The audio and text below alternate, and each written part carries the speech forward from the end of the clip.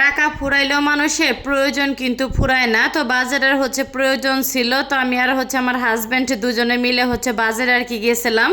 যাই হোক, তো বাজারে যে কোনো ভিডিও করি নাই, কারণ ফোনে চার্জ একদমই ছিল না, আর ফোনটা বাসে আর কি চার্জে রেখে তারপরে আর কি বাজারে যাওয়া হয়েছিল।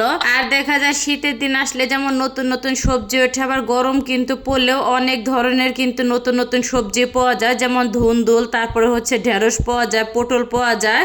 আর এই ধরনের খাবার কিন্তু গরমের দিনে খেতে খুবই ভালো লাগে, আর বিশেষ করে কিন্তু ধুন্দুল আমার বাসায় কিন্তু অনেক অনেক চলে, আর সবাই অনেকটা পছন্দও করে। আর এই দেখেন শুকনা কিছু বাজারেরও প্রয়োজন ছিল, ডাউলটা আর কি ফুরাই গেছে, যেহেতু ডাউলটা বাসায় আর কি ভরপুর রান্না করা হয়, ডাউল না হলে তো একদমই চলে না। তার সাথে সাবান, শ্যাম্পু, তারপর বুটের ডাল, মুসুরি ডালটা কিনা হয়েছে। যাই হোক, আর এতে সব কিছু আর কি গুছিয়ে নিলাম বের করে।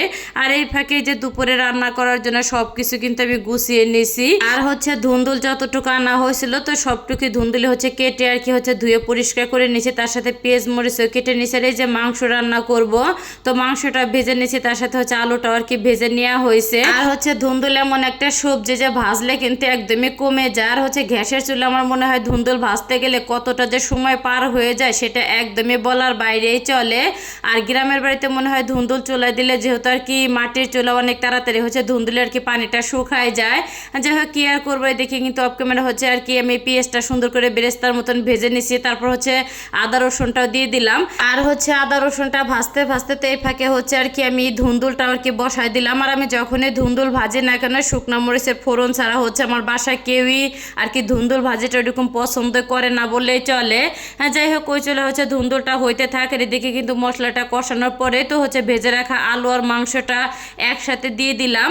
আর মাংসটা এমনভাবে ভাজছি প্রায় আর কি সেদ্ধই হয়ে গেছে, অর্ধেক সেদ্ধ হয়ে গেছে। এর জন্য আর কি ঝোলের পানিটা একবারে দিয়ে দিলাম। আর মাংসটা নুন হলুদ মরিচ দিয়ে মেখে বেশ কিছুক্ষণ আর কি রেখেও দেওয়া হয়েছিল। যাই হোক, একটুখানি আর কি নেড়ে চেড়ে তো ঢাকনা দিয়ে আর কি আমি ঢেকে দিব।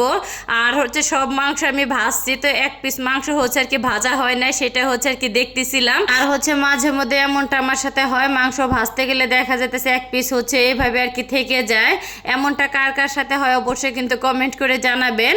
আর এই তো নামানোর আগ মুহূর্তে কিছুটা আর কি কাঁচামরিচ দিয়ে দিলাম, আস্ত কাঁচামরিচ, সুন্দর একটা ঘিরান কিন্তু আসে, আর খেতেও কিন্তু অনেকটা ভালো লাগে। আর মাংসটা কিন্তু অনেকটা ঝাল ঝাল করে আর কি রান্না করছি।